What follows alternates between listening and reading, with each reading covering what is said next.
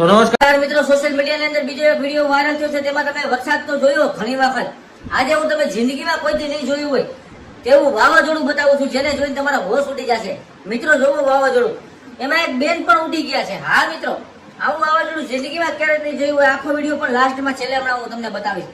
મિત્રો, ઘણી જગ્યાએ વરસાદ થાય છે તો ઘણી જગ્યાએ વાવાઝોડું આવે છે, અને ક્યાંક ક્યાંક તો એવું વાવાઝોડું આવી જાય છે કે આપણે કદાચ સપનામાં પણ કલ્પના કરીએ એવું જ વાવાઝોડું અત્યારે આવી ગયું છે.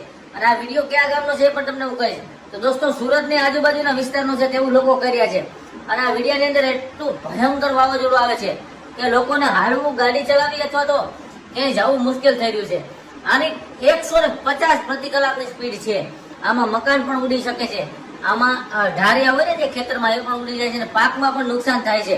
અને હજુ એક વાત કહી દઉં કે આવતા 22, 24 અને 26, 27 સુધીમાં આંબાલાલ પટેલે અતિ ભારે વરસાદની આગાહી કરી છે.